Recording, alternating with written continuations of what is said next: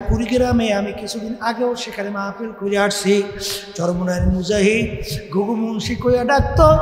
দুনিয়া থেকে বিদায় নিয়ে কবরে যাওয়ার পরে বাজান 32 বছর পরে নদীর ভাঙ্গলে যখন তার কবর ভেঙে গেল, বাজান রে কাপড়ের কাপড় সহ লাশ আনা বের হয়ে আসলো।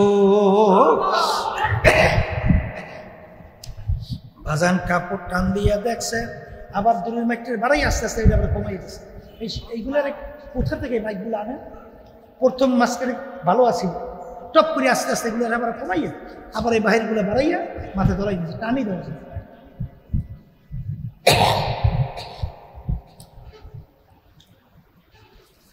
আল্লাহু আল্লাহ। আল্লাহ আপনি আমাদের সবাইকে মাফ কইরা দেন। এই কবরের যাত্রীরা বাজান, আপনারা এখানে যারা আছেন শুধু তাই না, তামাম দুনিয়ার সমস্ত মানুষ, সমস্ত মাখলুকাত সবাই একত্রিত হও। হওয়ার পরে পারলে কোরআনুল কারীমের ভিতরে একটা ভুল বের করে দেখাও। বাজান যদি দেখাতে পারো, আপনাদের সামনে চ্যালেঞ্জ হিসাবে আমরা বইলে গেলাম, আমরা নামাজ পড়বো না, রোজা রাখবো না, বাজান হারাম হালাল তমিজ করে খাবো, চলবো না। কিন্তু এই কবরের যাত্রীরা ভালো করে চিন্তা ভাবনা কইরা দেখছি বাজান, কোরআনুল কারীম কিন্তু সত্য।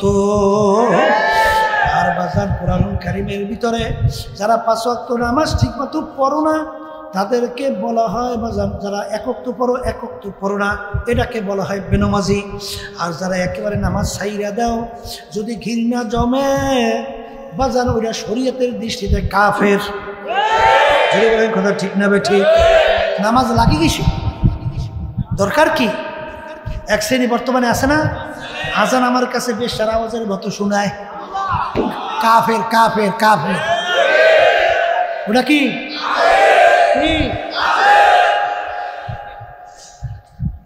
বাজান এক ওয়াক্ত নামাজ পড়বে বলতে বলতে অন্য ওয়াক্ত আইসা যায়।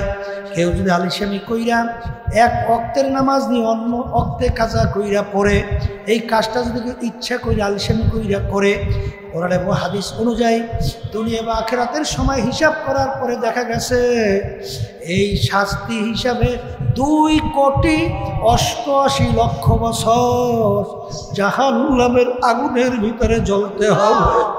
আল্লাহ আপনি আমাকে আমাদের সবাইকে মাফ কইরা দেন। আমিনু কামা আমানাল্লাহ। ঈমান আনো সাহাবায়ে কেরাম যেভাবে ঈমান আনছিল, বুঝলেন, ইতিহাস পড়লে দেখবা তাদের জীবন হুঁশ থাকতে এক ওয়াক্ত নামাজ ছাড়ে নাই। কিন্তু অনেকে আমরা হেলায় হেলায় নামাজ ছাইরা দেয়। বাজান তাহলে কোরআনুল কারীম মিথ্যা মনে করছো নাকি? বাবা হাদিস শরীফ মিথ্যা মনে করছো নাকি? এ আল্লাহর বান্দারা, পর্দা আলাই মা বোনেরা, একটা রোজা যদি কেউ ইচ্ছা কইরা ছাড়ো বাজান, কমপক্ষে 70,000 বছর জাহান্নামের আগুনে জ্বলা লাগবে। একটা মিথ্যা কথা যদি কেউ ইচ্ছা কইরা বলো, কমপক্ষে 7,000 বছর জাহান্নামের আগুনে জ্বলা লাগবে। আল্লাহ রাসূল বলেন, হে আমার উম্মতেরা, যেই রক্ত এবং গোশত তৈরি হবে হারাম মালের দ্বারা, সেই রক্ত এবং গোশত জাহান্নাম ছাড়া উপায় থাকবে না। অর্থাৎ তার রক্ত গোশত জাহান্নামের আগুনে জ্বলবে। বুঝলেন? আমিনু কামা আমানান নাস। সাহাবায়ে কেরামদের বিশ্বাস কেমন ছিল? আবু বকর সিদ্দিক রাদিয়াল্লাহু তাআলা আনহু বাজান গোলামকে আজাদ কইরা বলল, গোলাম তুমি আজাদ। মাঝে মাঝে কিছু খাদ্য নিয়ে আসতে বলে, নিয়ে আইসো। খাদ্য নিয়ে আসে, জিজ্ঞাসা করে কিভাবে কামাই করছো? হালাল ডাকলে খাইতে। বাজান সবসময় এই তার গোলাম হালাল উপায় কামাই করে নিয়ে আসে। একদিন পেটেও বড় ক্ষুধা, গোলাম খাদ্য নিয়ে আসছে, জিজ্ঞাসা না করে খাদ্য খাইয়ে ফেললো। গোলাম বলে, হযরত আপনি জিজ্ঞাসা না করে কেন খাদ্য খাইলে?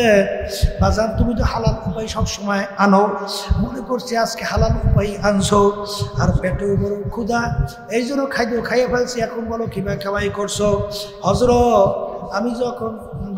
আমি যখন কাফের ছিলাম জাদুবিদ্যার মাধ্যমে তকবীর করেছিলাম একটা লোককে, সেই লোকটা তকবীর ভালো হয়েছে, তার সঙ্গে আমার দেখা, ওই বিনিময়ে আমাকে এই খাদ্য দিছে, সেই খাদ্য এই খাদ্য। তখন আবু বকর সিদ্দিক রাদিয়াল্লাহু তাআলা বলেন, ইন্না লিল্লাহ, বাজানরা জাদুবিদ্যার মাধ্যমে কামাই করা, বাজান কামাই করার সম্পদ সম্পূর্ণ হারাম, তুমি তো আমাকে হারাম খাওয়াইছো।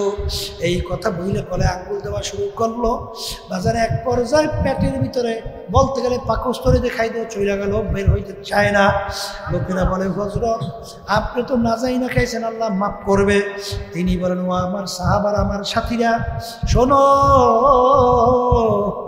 আরে সাহিবীরা শোনো শোনো, আল্লাহ রাসূল সাল্লাল্লাহু আলাইহি ওয়াসাল্লাম বলছেন, যেই রক্ত এবং গোশত হারাম মালের দ্বারা তৈরি হবে তার জায়গা জাহান্নাম ছাড়া হবে না।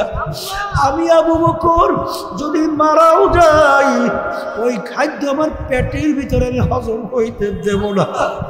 লোকেরা বলে, হুজুর পেট বইরা পানি খান, গলায় আঙ্গুল দেয়, বমির সঙ্গে খাদ্য বের হয়ে আসবে। আমিনু কামা আমানাল্লাহ।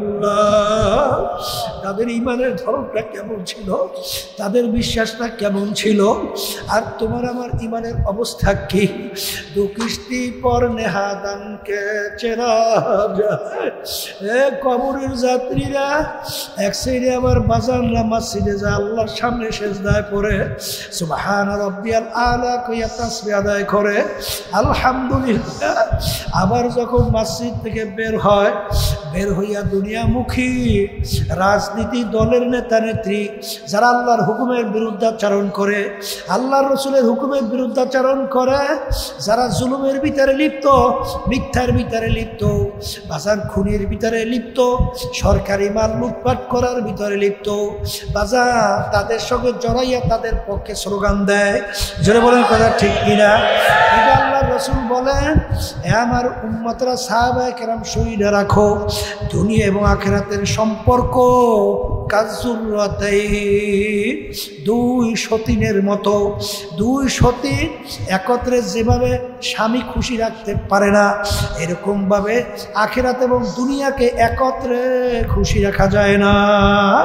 কিন্তু আবার বাজানদেরকে বলবো, পর্দা আলে মা বোনদেরকে বলবো, বাজান আল্লাহ ওয়ালারাও থাকে দুনিয়ার মধ্যে, দুনিয়াদাররাও থাকে দুনিয়ার মধ্যে, কিন্তু বাজান দুনিয়ার ভিতরে আল্লাহ ওয়ালারা থাকে, তাদের দিকে তাকাইয়া দেখো, ওই দুনিয়ার ভিতরে কোনো দিক থেকে আল্লাহ তাদের সম্মান কম দেয় নাই। আসতে কয়, এই সম্মান কম? হ্যাঁ, এই বরঞ্চ তুই দুনিয়ার পিছনে বইয়া আজকে যে আল্লাহর হুকুম নবী তরিকা চাইরা তুই যে দুনিয়াকে খুশি করতে চাও, দুনিয়াদাররাও তোকে কিন্তু পিছনে বলে ওটা একটা কুত্তার চেয়েও খারাপ। আমি মনে ভুল বলি নাই, মনে ঠিকই বলছি? হ্যাঁ, এই জন্য আমার বাজানদেরকে বলবো, পর্দারে মা বোনদেরকে বলবো, যাইয়ে দেখো সেই কুড়িগ্রামে শোনো, বাজান 32 বছর পরে কাপড়ের কাপড় সহলাস তাজা বের হয়ে আসলো। 32 বছর পর্যন্ত একটা মার্কিন কাপড় মাটির সঙ্গে লাইগে রয়েছে, বাজান কাপড়টারও কিছু হয় নাই। এই যুক্তিবাদী না, এ বস্তুবাদী না, এ নাস্তিকের দলেরা, কোন যুক্তি আছে, কোন যুক্তি আছে যে একটা মার্কিন কাপড় মাটির সঙ্গে লাগিয়ে থাকবে? এই 32 বছর পর্যন্ত কাপড়টার কিছু হবে না? হ্যাঁ, কি যুক্তি আছে বল? আছে? আছে? কাপড়েরও তো কিছু হয় নাই। একজন আমাকে বলে, হুজুর মুখ থেকে কাপড় সরাইয়া দেখছি, ওই যে 32 বছর আগে ওই যে দাড়িতে মেহেন্দি লাগাইছে, এখনো লাল চক চক চক চক করতে আছে। হুজুর, এ দুনিয়াদার পাগল আমার বাবারা, মুসলমান বলতেই কিন্তু মন চায় গুনার থেকে ফেরবে, বাজার নাকের কাজ করবে, জাহান্নামের আগুন থেকে বাঁচবে, বেহেশতের ভিতরে আরামে থাকবে। কিন্তু বাজার শয়তান এবং নাফস তোমার পিছনে 24 ঘন্টা লাগা মৌত পর্যন্ত থাকবে। এর থেকে বাঁচার জন্যই সহি তরিকার এই ঔষধ। কি রুগী ঔষধ না খেলে রোগ ভালো হয়? আবার আসতে কর এই জ্বর হয়েছে, ঔষধ দিয়েছে তিতা, এখন এই জন্য তুমি তিতা ঔষধ খাবা না, খাবা? আসতে কর খাবা? কেন খাইবে, কেন খাইবে? এই রোগের জন্য তিতা খাওয়া লাগবে, কথা ঠিক কিনা? তাই বাসা ভালো করে বোঝা লাগবে, শয়তানের নফসের ধোঁকা থেকে বাঁচা লাগবে, গুনার কাজ থেকে ফেরা লাগবে, নেকের কাজ করা লাগবে, আল্লাহকে রাজি খুশি করে বেহেশতে যাওয়া লাগবে। তাহলে এখানে এই ঔষধ পালন করতে মনে হয় দেখা দৃষ্টিতে কষ্ট, কিন্তু কষ্ট হইলেও ঔষধ ছাড়া যাবে না। ঠিক এখন আমার ভাইদেরকে বলবো, শোনেন, চরমনের তরিকার 5 ঔষধ, আরো অনেক সহি তরিকা আছে না? ধরে কন আমাদের উদ্দেশ্য কি? নেক কাজ করা, গুনাহ ছাড়া, কলম নরম হওয়া, চোখে পানি আসা, আসতে পারে হারাম থেকে বাঁচা। কি কথা কয় না? আল্লাহর হুকুম, ফরজ, ওয়াজিব, সুন্নাতে মুআক্কাদা, এর উপরে আমল কর, হারাম মাকরুহ তাহরিমা মাকরুহ তানজীহ থেকে বাঁচা। এখন যেই রাস্তায় যেই ঔষধ পান করলে এর থেকে আমি বাঁচতে পারবো, আমার তো এই ঔষধই খাওয়া লাগবে। এই জন্য আমার আব্বাজান বলতেন, চরমনাইতে আসছেন 1 সবক 2 সবক 3 সবক নেওয়ার পরেও, অর্থাৎ ঔষধ 3বার খাইছেন, 3 সবকের ঔষধ খাইছেন, কিন্তু এখন আপনি গুনাহ থেকে ফিরতে পারতেছেন না। আব্বাজান বলতেন, বাজান আমি ডাক্তার তোমাকে প্রেসক্রিপশন করছি, এই প্রেসক্রিপশন আমি ডাক্তারের পরামর্শে তোমার কাজ হয় নাই, তুমি এখান থেকে ভাগো, আর একজন ডাক্তারের পরামর্শ নাও। মনে আছে পুরান মুজাহিদ? আসতে কয় আছে আছে। আব্বাজান বলতেন, বাজান কেউ যদি যে কবরে পরিচয় দাও আমি চরমনাইয়ের মুরিদ, এই পরিচয় মুসলমানি বুয়াদ গর্দান নেহাদান ইনানে খোদ বাদস্তে খাজাদাদান। ঘোড়া যখন মুখে লাগাম লাগায়, সওয়ারি হাতে যখন লাগাম ছাড়ে, এখন নিজের ব্যক্তিগত বুদ্ধি চালাকি আর চলবে? লাগাম সওয়ারি হাতে ছাড়ার পরে সওয়ারি যেভাবে চালাবে, যেভাবে চলতে বলবে, ওইভাবে চলবার নামই হলো মুসলমান। আসতে কয় জোরে বলেন, কথা ঠিক না বেঠিক? এই জন্য কোনো এক কবি বলছেন না, আমেরিকা লালন্ডন সে হুলফত হামি মস্তে মদিনা কর খুদায়া। হে মুসলমান, তোমার রাস্তা তো লন্ডন আমেরিকা বিজাতিদের কালচার এবং তাদের ঘাটের রাস্তা না, তোমার রাস্তা হলো মদিনা শরীফ, শুয়ে আছে রওজা পাকে আল্লাহর হাবিব সরদার দো জাহান মুহাম্মদ রাসূলুল্লাহ সাল্লাল্লাহু আলাইহি ওয়াসাল্লাম, সেই মদিনার রওজায় হলো তোমাদের রাস্তা। কি এই আল্লাহর হাবিব বলেন, আমার উম্মতে 73 দল, এর ভিতরে 72 দল ধ্বংসপ্রাপ্ত, একটা দল নাজাত পেয়ে জান্নাতি। সাহাবায়ে কেরাম প্রশ্ন করলেন, হে আল্লাহর রাসূল সাল্লাল্লাহু আলাইহি ওয়াসাল্লাম, 72 জন লোক ধ্বংসপ্রাপ্ত, 73 জন লোকের ভিতরে একটা লোক শুধুমাত্র নাজাত পেয়ে জান্নাতে, কোন লোকটা নাজাত পেয়ে জান্নাতে যাবে? আল্লাহ রাসূল বলেন, মা আনা আলাইহি ওয়া আসহাবি, আমি এবং আমার সাহাবারা যেই পথ, যেই মত, যেই নীতি, যেই আদর্শ, যেই সুরাত সিরাত আকীদার মধ্যে আছে, যারাই থাকবে তারাই নাজাত পেয়ে জান্নাতি। আমিনু কামা আমানান নাস, ঈমান আনো সাহাবায়ে কেরাম যেভাবে ঈমান আনছিল। হাসান আব্বাজান রাহমাতুল্লাহি আলাইহি তার কথা শুনছিলাম, দেখেন তাদের ঈমান কেমন মজবুত করার চেষ্টা করছে। আল্লাহু আকবার। বাজান একজন আব্বাজানের একটা আমল মানে কাজ, একজন বলতেছেন, হুজুর এই কাজটা তো সুন্নাত তরিকা না। তখন আব্বাজান রাহমাতুল্লাহি আলাইহি বলছিলেন যে যখন আসাতায়ে কেরাম কোরআন এবং হাদিস পড়াইছিল, দিন সম্পর্কে আমাদেরকে জানাইছিলেন, জ্ঞান অর্জন করাইছেন, যখন আমরা কোরআন এবং হাদিস শিখছি, পড়ছি, শুনছি, ওই সঙ্গে সঙ্গে নিজের 3.5 বডির মধ্যে আমল শুরু করছি। কি শুরু করছি? আবার কি শুরু করছি? আমল শুরু করছি। তখন এখন আমার খেয়াল নাই যে আমার এই কাজটা সুন্নাত কি সুন্নাত না, এটা এখন আমার খেয়াল নাই। তবে মনে পড়ে ওলামায়ে কেরাম, আসাতিজে কেরাম যখন কোরআন হাদিস অনুযায়ী আমাদেরকে দিন শিখাইতেন, তখন থেকেই 3.5 রাত বড়িতে আমল শুরু করছে। পরবর্তীতে তালাশ করে দেখা গেল আব্বাজান রহমাতুল্লাহি আলাইহি যে আমলটা করছিলেন সুন্নাত প্রমাণিত হয়েছে। এই ছিল তাদের ইমানের অবস্থা। যারা বাজান পেট বাসাইয়া দিচ্ছে, পথ তালাশ না কইরা আরেকজন আলেমকে দোষ দেন কি? আচ্ছা, আপনি যে আরেক আলেমের দোষ দিলেন, আরেক আলেমের কথা বললে আপনি এই রাস্তার থেকে ভিন্ন রাস্তায় চলবেন। আচ্ছা, আমি একটু প্রশ্ন করি, আচ্ছা আপনি যখন মরবেন আপনার কবর ওই আলেম সহ দেবেন না আপনার একারে দেবেন? আচ্ছা, যখন কবরে প্রশ্ন করবে তখন এই আলেমকে করবে না আপনাকে করবে? আচ্ছা, যদি মায়ের শুরু হয়ে যায় কবরের মধ্যে, এইটা আপনি খাইবেন না আলেম সাহেব খাইবেন? হ্যাঁ, তাহলে সাজা যাজা, ভালো মন্দ, সুখ দুঃখ আপনার সঙ্গে সম্পৃক্ত, আপনার সঙ্গে জড়িত। আপনি আরেকজনের বরাত দিয়ে, আরেকজনের রেফারেন্স দিয়া, আরেকজনের কাঁধে হাত দিয়া এই রাস্তা পার হওয়া, এটা বোকামি ছাড়া হইতে পারে?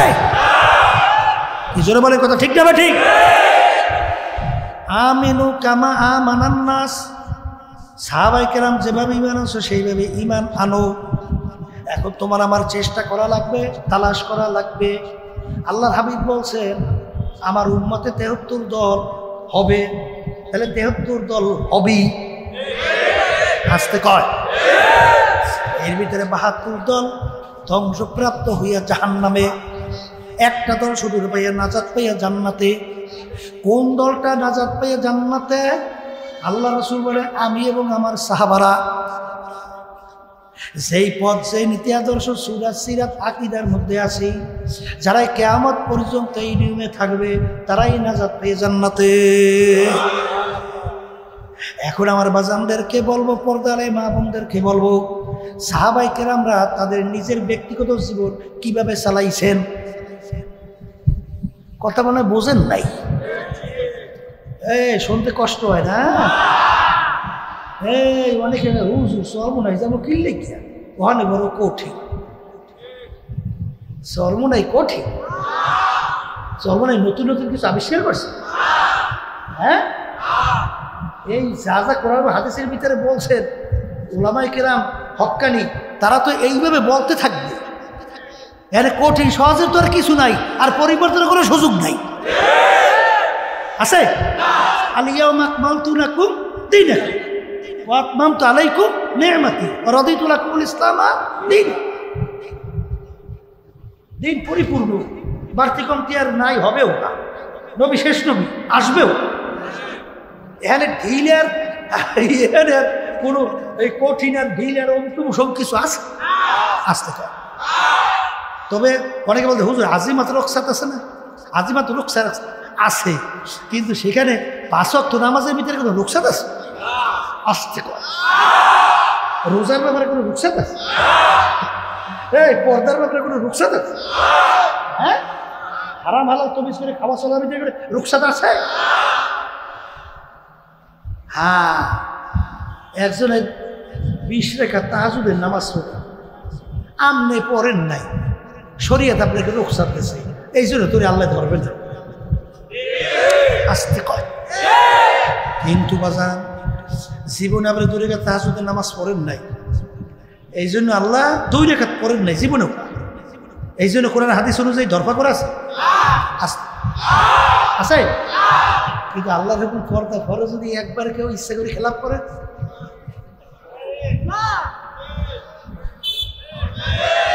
ধরবে ধরবে। এখানে কোনো রুখসাত মুখসাত নাই, এখানে রুখসাত আছে? হ্যাঁ, তাই যদি না থাকে আমি আমার ভাইদেরকে বলবো, পর্দা আলে মা বোনরা যারা শুনতেছে, সেই আলোচনা করতে চাইছিলাম। আমিনু কামা আমানান নাস, ঈমান আনো সাহাবায়ে কেরাম যেভাবে ঈমান আনছে ঠিক না বাড়ি? শোনেন, অনেকে তো মজলিসের ভিতরে অনেক হক জিনিস সুপাই গেছে, মানে গোপন করিয়ে রাখে রেখে দেয়। আবার মুরব্বীরা বসে আঁকা বিরে বলছে এ কেমনে কই। আর হাদিসের ভিতরে আছে হক জিনিস জানার পরে যদি তুমি চুপ থাকো না বইলা, এই ফাহুয়া শয়তানুল আখরাস, গঙ্গা শয়তান, গঙ্গা শয়তান। আমি বলছেন, আল্লাহ রসুল বলছেন, আল্লাহ রসুল সাল্লাল্লাহু আলাইহি ওয়াসাল্লাম বলছেন, এই কবরের যাত্রীরা, হে পর্দার আড়ালের মা বোনেরা, অনেকে তো এই অশূন্য বড় কষ্ট লাগতেছে। হুজুর ইয়া পারা সব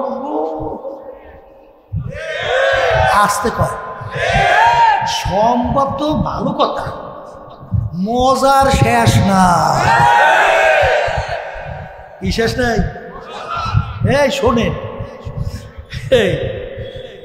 হাফিজ হুজুর রহমতুল্লাহি আলাইহি, যাদের একটু বয়স হয়েছে তাদের তো মনে আছে, তিনি প্রেসিডেন্ট নির্বাচন করছেন না বাংলাদেশে। মার্কা ছিল বট গাছ। কি গাছ? আমি তখন তো মোটামুটি একটু বড় হয়েছি, বুঝছেন। বট গাছ এই যে কোনো নির্বাচনে প্রার্থী মার্কা হয়, এ বাপের মাসে হনি। বট গাছ মার্কা জীবনে হচ্ছে। হাফিজুর রহমানের আগে আর কেউ শুনলেন করবি? আমরা শুনিনি। এখন বট গাছ, হিন্দুরা বট গাছ তৈরি হারে পুজো করে, আসতে করে। ওরা বট গাছ তৈরি পুজো করে না? ভাই যখন শুনলাম যে হাফিজুর রহমাতুল্লাহ মার্কা বট গাছ, আমি ভাই এমন খারাপ আমার ভিতরে লাগা শুরু করছে, মানে অস্থির হয়ে গেছে। হুজুর মার্কাটা পাইল, মনটারে বুঝাইতেই পারি না, এইটা একটা মার্কা হইল, বুঝছে। নির্বাচন শুরু হয়ে গেছে, নির্বাচন। এখন তো নির্বাচনে স্লোগান দেয় বট গাছ, বট গাছ, বট। বুঝেন না নির্বাচনে, বুঝেন না। এখন যেতে যেতে ঘুমাইতেও দেখি বট গাছ, হাঁটতেও দেখি বট গাছ, চুপ করে বইয়ে রয়েছি, এখন কানের ভিতরে শুনি বট গাছ। কিছুদিন পরে দেখি এমন মজা লাগে, বট গাছ ছাড়া আর কিছু ভালো লাগে না। তোমার নামাজ ভালো লাগে না, রোজা ভালো লাগে না, এ কবরের যাত্রীরা আল্লাহর হুকুম অনুযায়ী একটু চেষ্টা শুরু করো বাজার। সেজদায় যে মালিক কি মজা রাখছে, সেজদা কারি ছাড়া কোনোদিন তাকে বোঝানো যাবে না। মাওলার জিকির কি মজা রাখছে, জাকিরিন ছাড়া তাকে কাউকে কোনোদিন বোঝানো যাবে না। এ দুনিয়ার পাগল, আমার মালিকের হুকুম মানার ভিতরে, পর্দার ভিতরে যে কি মজা। এই যারা বেপর্দায় চলো, কোনোদিন বোঝানো যাবে না। এই যারা বেপর্দা চলে, ওদের কোনো অন্তরেও শান্তি নাই। আর মূল শান্তি হলো অন্তরে শান্তি। আসলে মূলত শয়তান এবং নফস খুশি হয়। আগুন দেখতে সুন্দর না, লাল, আসতে হয়। আগুন রং কেমন? দেখতে ভালো দেখায় না খারাপ? ছোট অবুঝ বাচ্চা, ওর সামনে যখন আগুন জ্বালাইবে, ও ওই আগুন ধরার জন্য পাগল হয়ে যায়। কিন্তু যারা বুঝদার, তারা কিন্তু যত চিল্লে, যত কান্দে, আগুন ধরতে দেয় না। এই আগুন ধরতে পারবি না, দেখতে সুন্দর লাল, ধরলে ফুরিয়ে ছাই।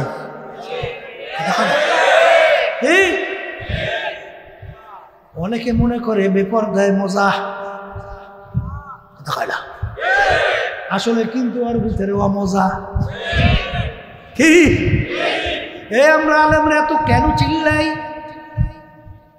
আপনাদের হাতে পায়ে কেন ধরি? আমার আব্বাজান বলতেন, বাজান রে, ছোট 2-2.5 বছরের বাচ্চা পানির ঘাটলায়, পেয়ালাও হাতে আছে, পানিও পাইছে। এখন পানি পাইয়া বাচ্চা পেয়ালা নিয়ে পানি উঠায়, খটখট করে হাসে। কি বাচ্চারা পানি পাইলে করে কেমন? দেখছেন না, মনে হয় পাগল হয়ে যায়। কেমনে পানির মধ্যে পানি গড়াইবে, লাফাইবে, চিল্লাইবে, কেমনে কি করবে, পাগল। এই পানিও পাইছে, মজাও পাইছে। এই ঘাটলায় পানি পেলা নিয়ে খেলা করে, ঘাটলায় আর কোনো লোক নাই, একা। বুঝদার মানুষ ঘাটলার পাশ দিয়া যায়, বুঝদার মানুষ ওই বাচ্চার খেলা দিকে হাসবে না জিভ্বায় কামড় দেবে? আসতে কয় দেয়? হ্যাঁ, যার ভিতরে মানবতা আছে, যার ভিতরে মানুষত্ব আছে, সে কোনোদিন একা ওই বাচ্চাটাকে ফালাইয়া পানির ঘাটলায় সে যাইতে পারবে? বাচ্চা তো খটখট করে হাসে, বুঝদার জিভ্বায় কামড় দিয়ে দৌড় দিয়ে যায় বাচ্চাকে ধরে। এখন বাচ্চাকে যখন ধরছে, এই পানির পাশ থেকে নিয়ে আসা শুরু করছে, বাচ্চা তার সঙ্গে হাসতে হাসতে খুব আনন্দ করতে করতে চলে আসবে না? আসবে না? জোরে চিল্লা, ওর যত শক্তি আছে। মনে হয় যেন আমাকে বরিশালিয়ারা কই চিল্লাই দাঁড়া দেশে দাঁড়া, বুঝলেন? এই তাকে লাথির পর লাথি, এই ধৈর্যের কামড় পেয়ে যা পাবে কামড়াইয়েছি যাবো না। এই বাচ্চা যত কান্দে, যত লাগছে, যত তারে কামড়ায়, যত চিল্লায়, বুঝদার কামড় খাইয়াও লাথি খাইয়াও তাকে পানির পাশে রাইখা যায় না। ডাক দিয়ে বলে, বাজান রে, তুমি তো পানির অবস্থান জানো না। পানি পাইছো, পেয়ালাও পাইছো, খেলাও করো, মজাও পাইছো, কিন্তু খেলতে খেলতে যদি টুকুরাই একবার পানির ভিতরে পইরা যাও বাজার, আর তো কোনো দিন তোমাকে আমি একা পানির পাশে রাইখা যাইতে পারবো না। বাজার কোরআন এবং হাদিস অনুযায়ী ওলামায়ে কেরাম হক্কানি তোমাদের আমল আখলাক দেখলে তখন বলে, বাজান তোমার পাও ধরছি, ওই কাজ করিল না। কারণ আমরা দেখতেছি তোমরা আনন্দ ফুর্তি পাইয়া জাহান্নামের কিনারায় বসে খেলা করতেছ, ওদিকে আমার মালিকের হুকুম অনুযায়ী তোমাদের পিছনে আজরাইল আলাইহিস সালাতু ওয়াস সালাম হাত পাইতে অপেক্ষায় আছে। যখন আমার মালিক বলবেন, আজরাইল ওকে ধর, বলার সঙ্গে সঙ্গে থাবা মারবে। ওই অবস্থায় যদি জাহান্নামের ভিতরে ঘুম কইরা পইরা যাও, আর তো বাজান কোনো দিন উঠবা না। এই জন্য ওলামায়ে কেরাম আমরা বলি, বাজান এ দুনিয়ার চাকচিক্যময় দুনিয়ার পিছনে পইরা বাজান আখেরাতের চিন্তা ছাইরো না, আখেরাতকে ভুইল না। আল্লাহর হাবিব যে তরিকা, যেই রাস্তা, যেই কোরআনুল কারীম তোমাকে আমাকে দুনিয়াতে সম্মান, আখেরাতে সম্মানের জন্য, দুনিয়াতে মুক্তি আর দুনিয়াতে সম্মান, আখেরাতে মুক্তির জন্য যেই নির্দেশ তোমার আমার জন্য নিয়ে আসছেন, বাজান রে, ওই অবুজের মতো আমাদেরকে কেউ গালি দিও না, আমাদের কেউ লাথি মাইরা ফালাইয়া দিও না। কারণ বাজার ভালো করে চিন্তা করিয়া দেখছি, বাজান রে, আজ পর্যন্ত দুনিয়ার ভিতরে কত বৈজ্ঞানিক, দার্শনিক, কত জ্ঞানী গুণী দুনিয়ার পণ্ডিত দুনিয়া থেকে বিদায় হলো, কিন্তু আজ পর্যন্ত কোরআনুল কারীমের মধ্যে একটা ভুল কিন্তু বের করতে পারে নাই। বরঞ্চ বাজার আমরা দেখি কত ঘটনা মাঝে মাঝে আমার মালিক দুনিয়ায় তোমাকে আমাকে বুঝাবার জন্য দেখায়। ওই